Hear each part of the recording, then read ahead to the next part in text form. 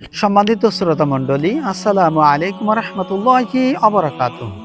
আশা করি আল্লাহ সুবহানাহু ওয়া তাআলার দয়া এবং মেহেরবানিতে আপনারা সবাই ভালো আছেন। আমরা আজকে চমৎকার একটি বিষয় নিয়ে আপনাদের সামনে আলোচনা করব। আলোচনার মূল বিষয়টি হলো এই যে বেদাত। যে ব্যক্তি বেদাতি কোনো আমল করে তার পরিণতি কি হবে এবং বেদাতি আমল কি, এই বিষয়গুলো সম্পর্কে আমরা মোটামুটি কিছু ধারণা দেওয়ার জন্য চেষ্টা করব এবং এই ধারণা অনুযায়ী আমরা আমাদের জীবন থেকে, আমাদের আমল থেকে বেদাতি সকল কাজ কাম আমল আমরা বর্জন করার জন্য চেষ্টা করব। আল্লাহ পাক আমাদের সকলকে তৌফিক দান করুক, আমিন। আল্লাহর রাসূল সাল্লাল্লাহু আলাইহি ওয়াসাল্লাম তিনি বলেন, যে ব্যক্তি কোনো বেদাতি আমল করলো আর এই আমলটা দেখে কোনো ব্যক্তি যদি বেদাতি ব্যক্তিকে বা বেদাতি আমলকারীকে যদি সম্মান মর্যাদা যদি দিল, আল্লাহ নবী বলেন সেজন্য ইসলামের স্তম্ভকে ভাঙতে সাহায্য এবং সহযোগিতা করলো। তাই বেদাতে আমল করা কত জঘন্যতম অপরাধ, জঘন্যতম পাপ। আল্লাহ নবী আরো বলেন, যে ব্যক্তি বেদাতে আমল করলো এবং তওবা করে নিজেকে বিরত রাখলো না, সে আমার উম্মত বলে গণ্য হবে না।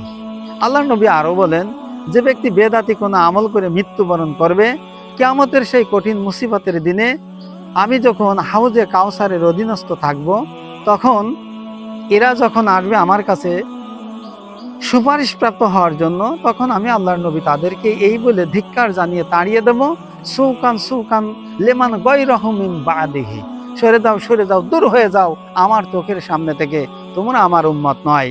তোমরা যদি আমার উম্মত যদি হতে, তাহলে আমার এন্তেকালের পরে সুন্নাতি আমলকে দূরে সরিয়ে দিয়ে বেদাতিকে সমাজ এবং রাষ্ট্রে তোমরা কায়েম কখনো করতে পারতে না। সম্মানিত ভাই ও বন্ধুগণ আমার, তাই আসুন আমরা এই বেদাতি আমলগুলোকে আমরা বর্জন করি। এখন বেদাতি আমল কি জিনিস? বেদাতি আমল ওই আমলকে বলা হয় সুন্নাতের বিপরীত যে আমল, সেই আমলগুলোকেই বেদাতি আমল বলা হয়। আল্লাহ রাসূল সাল্লাল্লাহু আলাইহি ওয়াসাল্লামের সুন্নাত তরিকায় আমাদের আল্লাহর প্রতিটি ইবাদত বন্দেগী করতে হবে। আল্লাহ নবীর সুন্নাতের বাড়তেও কিছু করা যাবে না, কমানোও যাবে না। ঠিক আল্লাহর নবী যেভাবে আল্লাহর ইবাদত বন্দেগী করেছে, ঠিক অনুরূপভাবে আমরা রসুলের উম্মত হিসেবে আল্লাহ রসুলের সুন্নাত তরিকায় ইবাদত করতে হবে। এই ইবাদত করার ক্ষেত্রে যদি আমরা কোনো বাড়াবাড়ি করি, তাহলে সেটাই হবে বেদাত। বেদাত শব্দের অর্থ হলো বাড়তি কোনো ইবাদত করা, বাড়তি কোনো কিছু করা। তাই আসুন এই বাড়তি ইবাদত অর্থাৎ বাড়তি বেদাত কার্যক্রম থেকে আমাদের নিজেদেরকে সেভ রাখতে হবে। আল্লাহ রাসূল সাল্লাল্লাহু আলাইহি ওয়াসাল্লাম তিনি যেভাবে আল্লাহর ইবাদত করেছে, যেভাবে সালাত আদায় করেছে, যেভাবে নামাজ শেষে জিকির আজগার করেছে, যেভাবে দোয়া দুরূদ তাসবিহ তাহলিল যেভাবে করেছেন, ঠিক অনুরূপভাবেই রসুলকে অনুসরণ করেই আমাদের আল্লাহর ইবাদত করতে হবে। তাহলে সেই ইবাদতটাই আল্লাহর পছন্দসই হবে এবং এই ইবাদতটা আল্লাহ তাআলা গ্রহণ করবে।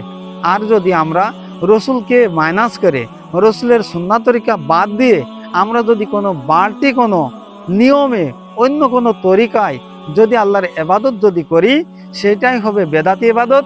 আর এই বেদাতি ইবাদত আল্লাহ গ্রহণ তো করবেই না, এটাকে ডাস্টবিনে নিক্ষেপ করার মতো ফেরেশতারা নিক্ষেপ করে তারা চলে যাবে এবং কিয়ামতের ময়দানে রাসূলুল্লাহর সুপারিশ থেকে আমরা বঞ্চিত হব। তাই আসুন সকল প্রকার বেদাতি ইবাদত পরিহার করে রসুলের সুন্নাত তরিকায় আমরা প্রতিটি আমল, প্রতিটি ইবাদত করার জন্য আমরা কাজ করব, চেষ্টা করব। আল্লাহ পাক আমাদের সকলকেই সুন্নাতের উপর আমল করার তৌফিক দান করুক, আমিন। আসসালামু আলাইকুম রহমতুল্লাহি ওয়া বারাকাতুহু।